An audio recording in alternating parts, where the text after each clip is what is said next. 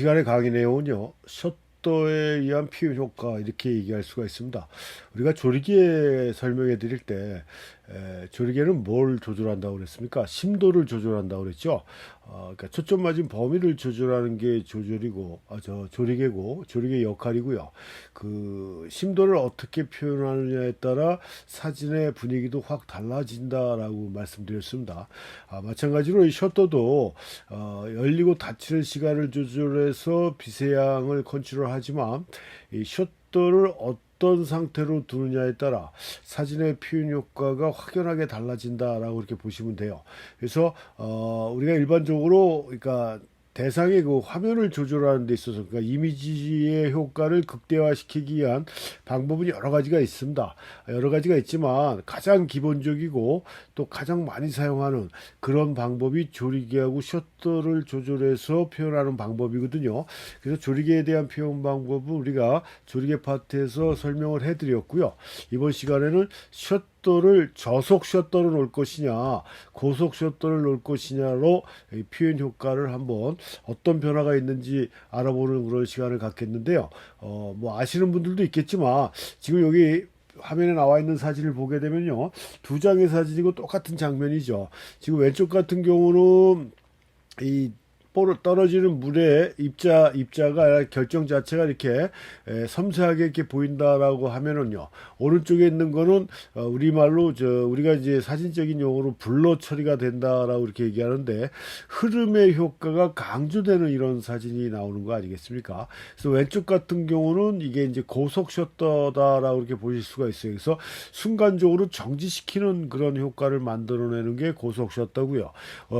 오른쪽 같은 경우는 이게 슬로우 셔터, 저속 셔터입니다. 그러니까 대상의 동감, 움직임을 표현할 수 있는 효과적인 방법이 이 저속 셔터라고 얘기하는 거고, 일반적으로 많은 분들이 장 노출이다라는 얘기로 표현하는 그런 방법이죠. 그래서 같은 장면이라도 슬로우 셔터로 노느냐 저속 셔터, 그러니까 고속 셔터로 노느냐에 따라 화면의 분위기나 효과는 확연히 달라진다.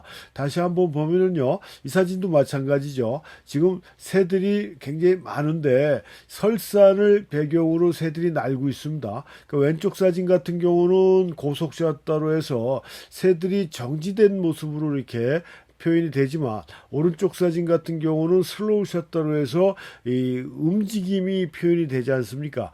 이런 식으로 변화가 이루어진다라는 얘기고요. 그래서 내가 어떤 형태로 대상을 표현할 것이냐에 따라 셔터 스피드를 저속으로 놓을지 고속으로 놓을지를 결정을 하셔야 된다라는 얘기예요. 그렇게 결정을 해서 사진을 찍어야 자신이 원하는 결과물을 만들어낼 수 있다라는 얘기입니다. 그래서 첫 번째로 고속 셔터를 이용해서 촬영하는 방법을 알아보면요, 이 고속 셔터를 표현할 촬영하는, 그러니까 움직임을 정지시키는 그런 형태의 사진을 찍기 위해서는 두 가지로 또 분류할 수가 있습니다. 지금 말씀드린 대로 셔터 스피드를 높이 설정을 해서 촬영하는 방법이 있고, 이따가 샘플 사진을 보여드리겠지만 후레쉬를 이용해서 촬영하는 방법이 있습니다. 지금 이거 같은 경우 자료 사진에 나와 있는 이거 같은 경우는 후레쉬를 이용해서 촬영한 경우라고 이렇게 볼 수가 있습니다.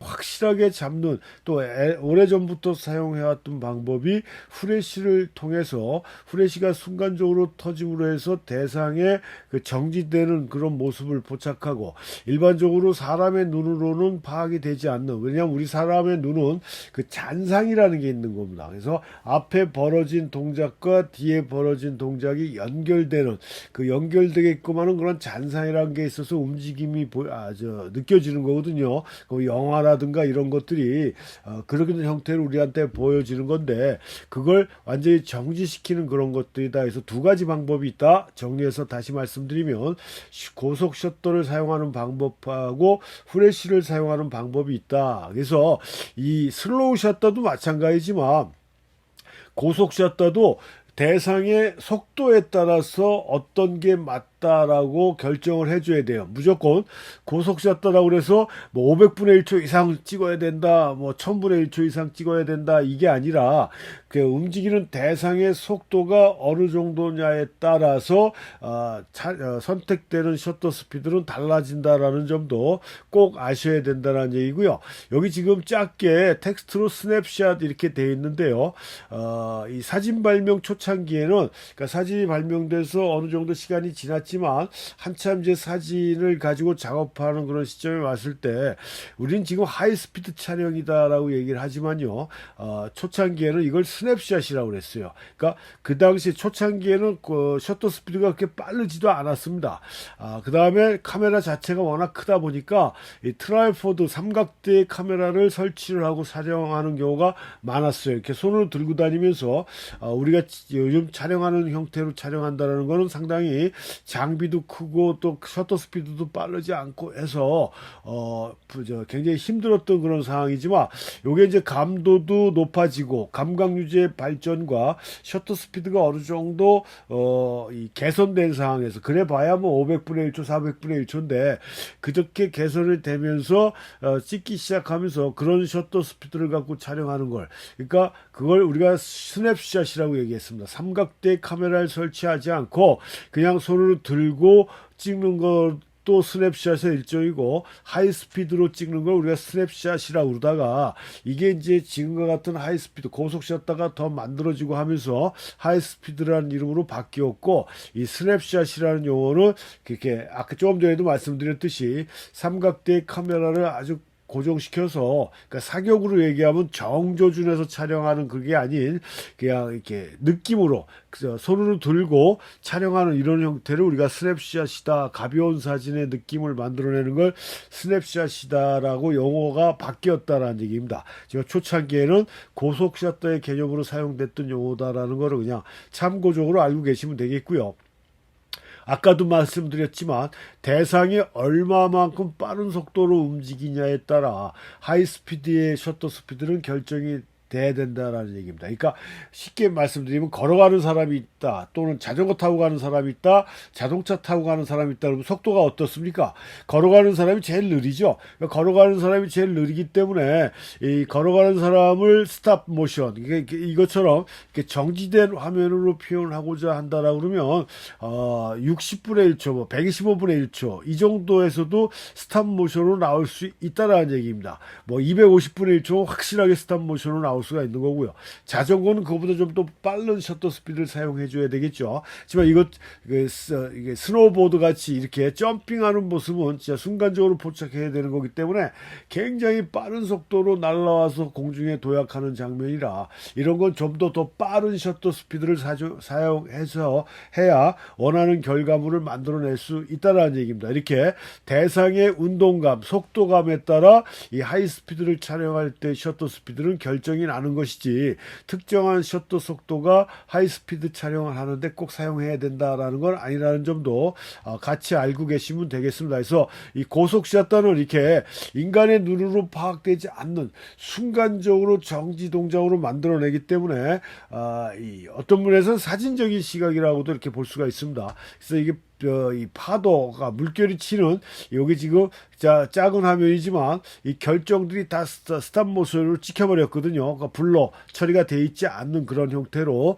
순간적으로 정지된 모습으로 화면이 형성이 된다라는 점을 이 하이스피드가 갖고 있는 특징이다라는 점을 말씀드리고요. 아까 시작할 때도 말씀드렸지만 이 대상을 정지시키는 하이스피드 효과를 만들어내는 건 셔터 스피드하고 또 뭐라 그랬습니까? 후레쉬 촬영이라고 그랬어요. 그러니까 지금 사용하는 고속 셔터 가지고도 그러니까 날아가는 총알을 얼마든지 잡아낼 수가 있습니다. 하지만 그전에는 뭐 우리가 렌즈 셔터 설명할 때도 말씀드렸지만 렌즈 셔터 같은 경우 최고 하이스피드가 500분의 1초라고 그랬지 않습니까? 그 500분의 1초 가지고 이 순간적인 촬영도 제 생각에는 가능할 수 있을 것 같아요. 그렇지만 성공할 확률은 그렇게 높지는 않죠. 근데 요즘 나오는 거는 일반적으로 8000분의 1초가 하이스피드로 돼 있고 기계식 셔터는요, 후레쉬를 이용하지 않더라도 이런 동작을 잡아낼 수가 있다는 얘기입니다.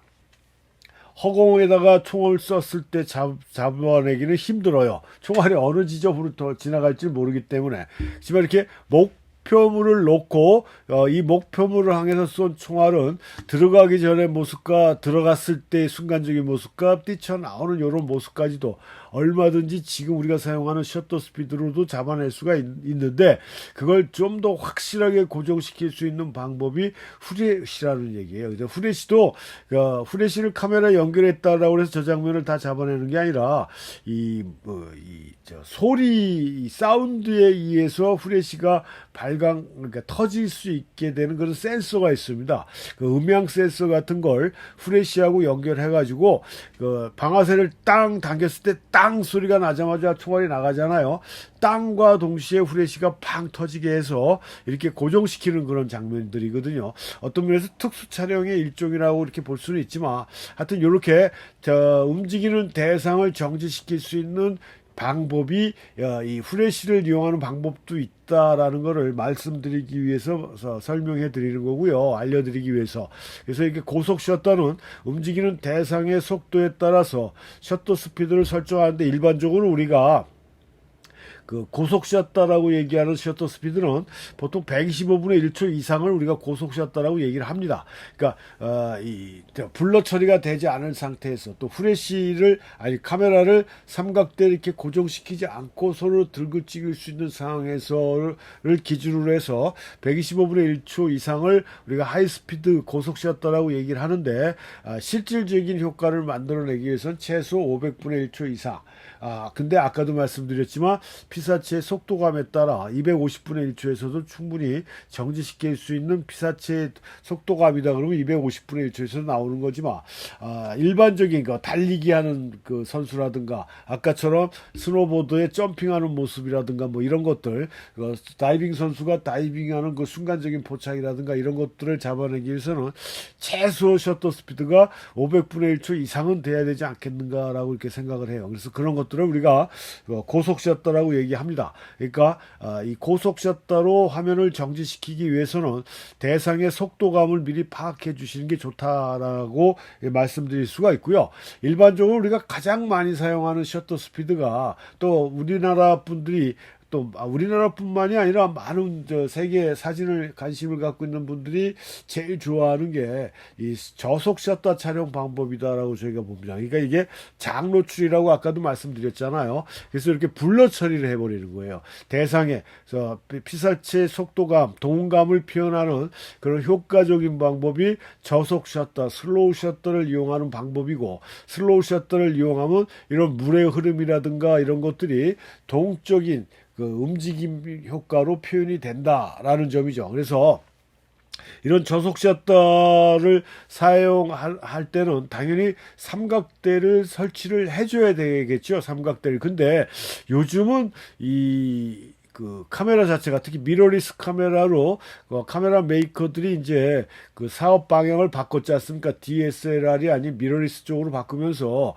기존에 카메라 바디에 떨림 방지 기능을 넣었던 그런 카메라들이 거의 없었어요. 한 군데 브랜드가 있었던 걸로 알고 있어요. 제 기억으로는 미놀탄가 미놀타 카메라인지 정확하지는 않지만, 이런 카메라는 바디에 떨림 방지 기능을 넣어서 렌즈에 어떤 렌즈를 끼더라도 흔들림을 방지해 줄 수 있는 그런 기능이 있었습니다. 근데 대다수의 카메라 브랜드는 이 렌즈에 이렇게 부착을 해서 나왔어요. 이렇게 스타블레이저라고 해서 캐논 같은 경우는 이렇게 표시를 하죠.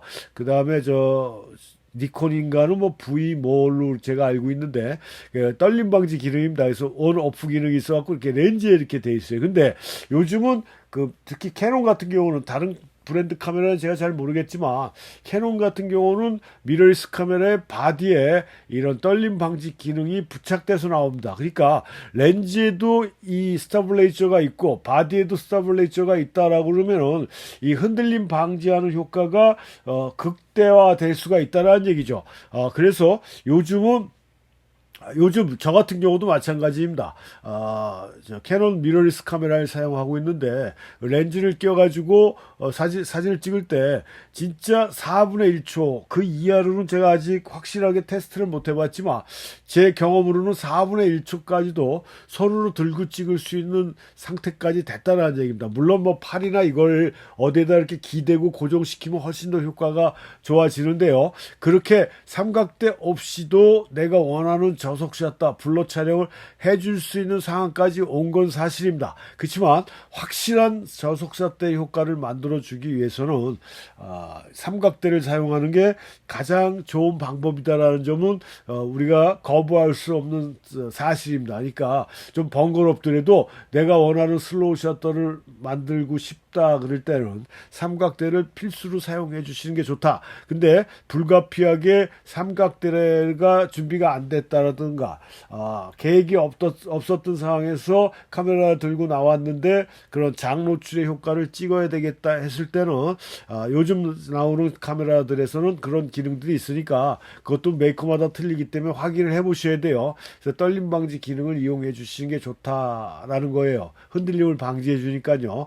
그렇게 말씀드릴 수가 있고요. 그래서 이런 저속 샷터를 가지고 촬영하는 방법은 크게 세 가지가 있습니다. 우리가 장노출이라고 이렇게 다 통틀어서 얘기를 하지만 세 가지로 구분해서 말씀드릴 수가 있어요. 일반적으로 블러 촬영이라고 얘기하는 게 있는데 이게 일반 분들이 말씀드리는 장노출의 가장 대표적인 촬영 방법입니다. 지금 이렇게 보시면 차도에 자동차가 달리는데 지금 가이드레일이나 뒤에 건물의 윤곽은 선명하지만 차만 약간 흔들렸지 않습니까? 이렇게 배경은 선명하고 주피사체가 움직이게 촬영되는 게 블러 촬영이라고 이렇게 보시면 되고 앞에서 보여드렸던 샘플 사진 같은 경우도 블러 촬영이라고 이게 말씀드릴 수가 있어요. 그러니까 이거는 그냥 간단합니다. 삼각대 놓고 슬로우 셔터 만들어서 셔터만 눌러주면 돼요. 그렇게 되면은 원하는 동적인 효과를 만들어낼 수 있다. 이게 블러예요. 근데 나중에 필터 파트에서 다시 한번 설명해 드리겠지만 셔터 스피드를 저속으로 떨어뜨리기 위해서는 최소 조리개를 조여줘야 되겠죠. 구멍을 작게 해줘야 빛이 모자르기 때문에 셔터 스피드가 그만큼 떨어지게 되어 있습니다. 그 다음에 감도도 최저 감도로 자기 카메라에서 설정할 수 있는 가장 낮은 감도로 설정을 해주고 최소 조리개로 조여줘야 원하는 셔터 스피드, 그러니까 슬로우 셔터로 셔터 스피드를 맞출 수가 있는데 그러니까 태양광이 쨍한 벌건 대낮에는 감도를 만약에 내 카메라의 최소 감도가 50이다. 근데 50에 놓고 조리개가 만약에 내가 사용하는 렌즈가 22다 해서 22까지 조였어도 셔터 스피드가 30분의 1초 이하로 안 떨어지고 뭐 10분의 1초 이하로 안 떨어진다. 나는 4분의 1초나 뭐 2분의 1초나 하다못해 1초로 아주 장노출의 효과를 극대화시키고 싶은데 셔터 스피드가 더 이상 떨어지지 않는다라고 했을 때는 방법이 없는 게 아니라 그 셔터 속도를 떨어뜨리는 빛의 양을 떨어뜨리는 ND 필터라는 걸 꽂아주시면 돼요. 뭐 그 위에 다른 방법들도 있지만 가장 대표적인 게 ND 필터거든요. 그런 것도 사용해야 내가 원하는 저속 샷터를 만들어줄 수 있다라는 것도 일단은 참고하셨으면 좋겠습니다. 그건 제가 아까도 말씀드렸지만 그 필터 파트에서 다시 한번 설명을 해드리는데 이렇게 최저 감도를 놓고 조리개도 최소 조리개로 조이고 했는데도 원하는 슬로우 샷터가 안 나올 때는 이런 다른 액세서리의 도움을 받아야 된다라는 점을 참고하셔갖고 이런 블러 촬영은 내가 찍고자 하는 대상에 카메라를 설치하고 트라이포드에 원하는 셔터 스피드로 세팅한 다음에 셔터만 눌러주면 결과 이런 움직이는 동적인 효과를 만들어내는 그런 이 장노출의 사진을 만들어줄 수 있다라는 점을 아셔야 돼요. 근데 이것도 참고하셔야 되는 게 이 슬로우 샷터를 놓고 바디에 있는 셔터 버튼을 누르다 보면은 이 바디가 약간씩 미동이 생겨서 정확하게 내가 원하는 결과를 못 만들어 줄 수 있습니다. 그럴 경우에는 보조 셔터라는 걸 사용해 주셔야 되는데 그런 보조 셔터도 제가 B 셔터나 T 셔터, 장노출용 또 셔터가 있거든요. 그거 설명할 때 다시 설명해 드리기로 하고, 아무튼 블러 촬영은 내가 찍고자 하는 대상에 삼각대에 카메라를 설치하고 슬로우 셔터로 세팅을 해서 사진을 찍어주면 이런 그 동적인 표현 효과가 가능한 게 블러 촬영이다. 그래서 장노출이라고 하는 커다란 범주 내에서 가장 일반적으로 많이 사용하는 게 이런 블러 촬영 효과다라고 이렇게 보시면 되고요. 이 카메라가 흔들려서, 그러니까 내가 원하지 않았는데도 나도 모르는 상황에서 셔터 스피드가 슬로우로 설정이 됐든가, 아니면 뭐 기계 결함에 의해서 됐든가, 뭐 이거 같은 경우 이게 샘플 사진이 제가 찍은 건데, 찍은 게 아니라 제가 실수한 건데요. 야경 촬영을 갔다가 삼각대에다가 카메라를 설치를 하고, 이 엘리베이터라고 해서 높이 조절하는 거 있지 않습니까? 엘리베이터를 좀 올렸어요. 위치가 맞질 않아갖고 이렇게 올려갖고 요걸 락을 꽉 조여줘야 되는데, 나름대로 조인다고 조였는데 그게 락이 꽉 조여져 있지 않았던 것 같아요. 시간이 정확하게 지금 몇 분의 1초를 찍었는지 제가 기억은 못하겠지만, 이게 셔터가 눌러져서 셔터가 닫힐 때까지 이 엘리베이터가 작게 이렇게 내려왔던 것 같아요. 흔들리면서. 그래갖고 나중에 보니까 이렇게 전체 화면이 흔들려 버린 촬영이 되어버렸습니다. 이런 것도 블러 촬영이라고 얘기를 해요. 그러니까 화면 전체가 흔들려 버린 것도 블러 촬영이고, 내가 필요한 부분만 흔들려서 동적인 표현 효과가 만들어지는 것도 블러 촬영이다. 그래서 일반적으로 다른 분들은 이런 걸 다 장노출이다라고 얘기를 하는데, 이런 게 블러 촬영이다라고 알고 계시면 되겠고요. 그 다음에 두 번째가 이 팬닝이라는 게 있습니다. 팬닝. 요거는 우리가 사진, 화보나 뭐 요즘 뭐 인터넷에서 많이 볼 수 있는 그런 사진인데요. 이거 보면 아까 블러하고 효과가 반대지 않습니까? 아까 블러는 배경이 선명하고 주피사체가 흔들렸는데, 이 팬닝 같은 경우는 배경이 흔들리고 주피사체는 선명하다는 얘기예요. 그러니까 효과가 반대죠. 그래서 배경이 쓸리니까 속도감이 느껴지지 않습니까? 이런 효과를 만들어내는 걸 팬닝이라고 그러는데, 지금 여기 왼쪽에 나와 있는 그림이 팬닝 촬영 방법이에요. 그리고 밑에 보면은 카메라를 180도 회전시켜서 촬영한다라고 되어 있어요. 그러니까 블러는 내가 찍고자 하는 대상에 카메라를 이렇게 설치하고 슬로우 셔터를 놓고 찍으면 되는 게 블러지만, 팬닝은 이게 카메라다 그러면은 대상이 저쪽에서부터 달려온다라고 했을 때 대상을 화면 중앙에다 놓고 이렇게 쫓아가는 거예요. 파인더를 보고 쫓아가다가 중앙에 내가 찍고자 하는 지점에 있을 때 셔터를 누르면서 뒷공무니까지 180도 쫓아가 줘야 돼요. 그러니까 이렇게 와서 이렇게 가다가 셔터를 누르면서 멈추면 안 됩니다. 멈추면은 저런 팬닝 효과가 나오지 않아요. 그러니까 쫓아오면서 셔터를 누르면서 뒷공무니까지 쫓아가는, 이게 180도 회전하면서 촬영하는 걸 팬닝이라고 그러고, 요 쫓아가는 속도가 빠르면 빠를수록 배경의 슬림 현상이 더 강하게 나타나서 훨씬 더 속도감을 느끼는 그런 사진을 만들어낼 수가 있다. 그래서 뭐 경주용 차를 찍었다든가, 지금 뭐 승무하는 저런 말을 찍는다든가 했을 때 이런 팬닝의 효과가 훨씬 더 효과적으로 속도감을 느낄 수 있는 그런 분위기로 사진을 찍을 수 있는 게, 우리는 이걸 팬닝이라고 얘기합니다. 그러니까 트라이포드에 설정하고 셔터 속도를 느리게 만드는 것까지는 블러하고 똑같지만, 피사체를 180도 쫓아가면서 촬영을 해줘야 된다라는 점이 이 팬닝과 블러의 그 차이점이다. 그래서 다양한 방법을 해줄 수가 있어요. 이것도 당연히 삼각대에 놓고 쫓아가주면 좋아요. 근데 요즘 트라이포드 삼각대 쓰시는 분들이 헤드를 3웨이 헤드가 아니라 볼 헤드를 많이 쓰지 않습니까? 그러니까 볼 헤드는 수평 조정하기가 좀 힘들어요. 각도를 다양하게 조절할 수 있는 편리함은 있지만, 딱 잡고 180도 수평을 유지하면서 돌려주기는 볼 헤드는 약간 좀 불편한 점이 있거든요. 수평을 유지하면서 돌려줄 수 있는 삼각대가 3A 삼각대입니다. 세 가지 조절 버튼이 있어서 그거 갖고 조절해 주는 거로 해서 수평만 돌려주는 이런 그 트라이포드를 쓰시면 좋은데,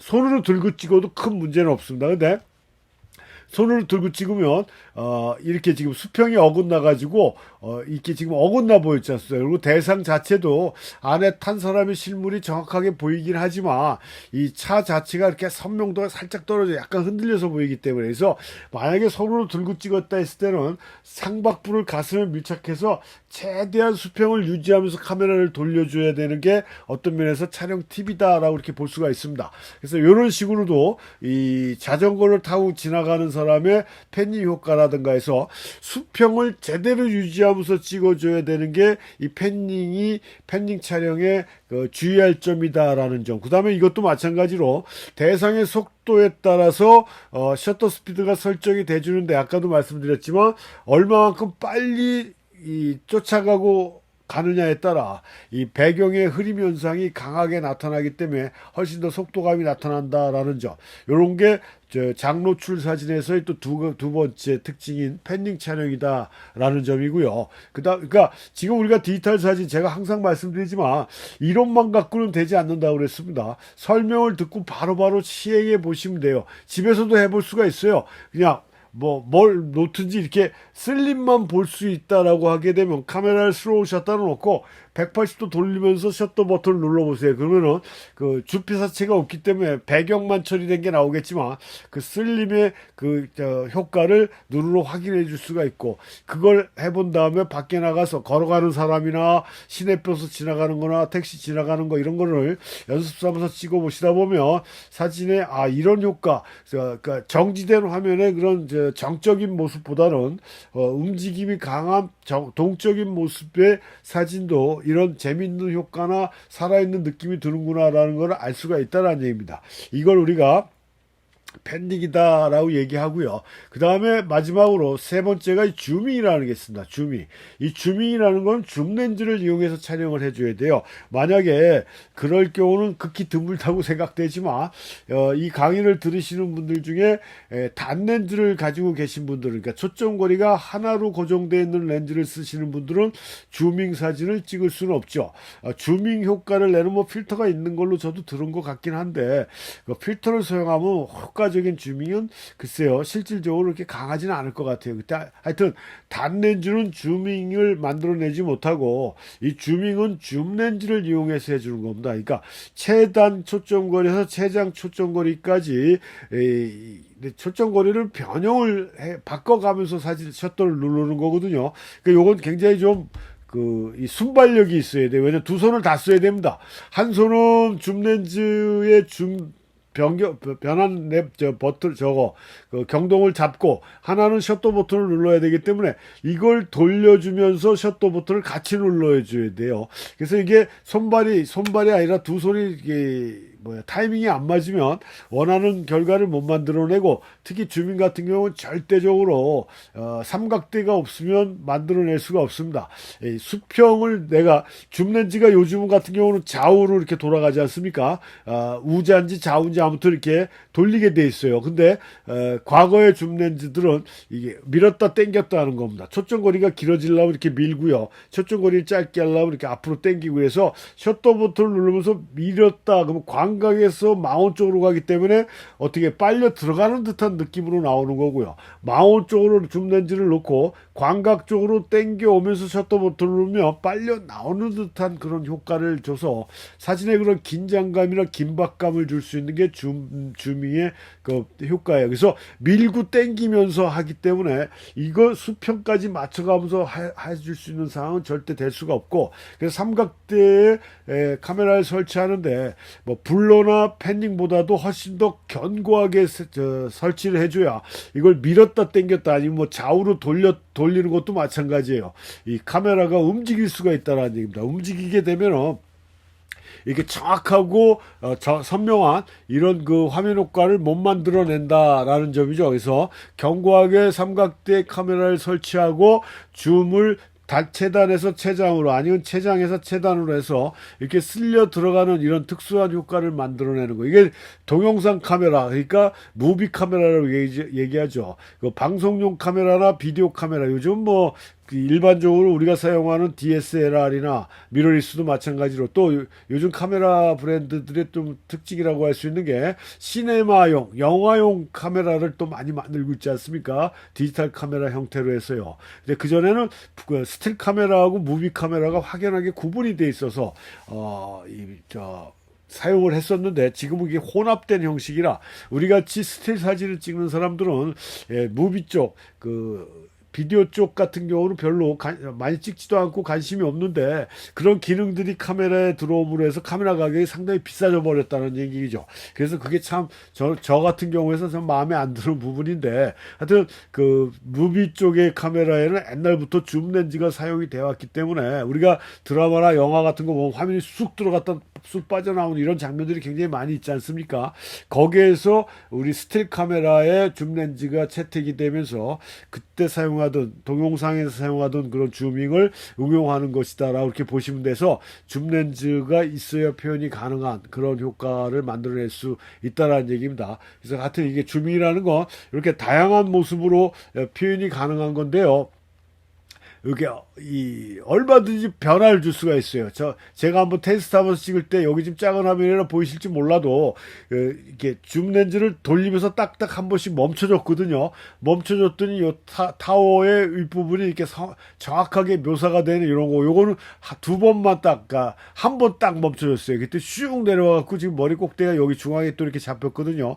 그래서 그런 효과들이나 변화를 셔터 속도를 어떻게 놓느냐보다 이 줌 렌즈를 빨리 당기느냐 천천히 당기느냐 땡기다가 중간에 한번 쓰고 또 다시 연속 동작으로 돌려주느냐에 따라 이 사진의 효과는 많이 달라진다라는 점을 말씀드릴 수가 있고 이렇게 긴박감 같은 거를 줄 수가 있는 거죠. 이거 망원에서 광각 쪽으로 하면 쓸려 들어가고 쓸려 나오는 반대로 광각에서 망원으로 하면은 쓸려 나오는 듯한 이런 효과를 만들어 줄 수 있는 게 요게 그러니까 줌의 그 초점 거리를 주는 속도에 따라 이 속도감이 화면에서도 느껴진다는 얘기입니다. 이렇게 표현하는 게 이 장노출에 의한 저속 셔터에 의한 표현 방법이다. 그래서 이런 것들을 내가 표현하고자 하는 이미지에 맞게 사용을 해준다라고 하면은 여러분들 사진에 다양한 변화를 줄 수가 있는 것이고요. 이런 것도 뭐 많은 훈련을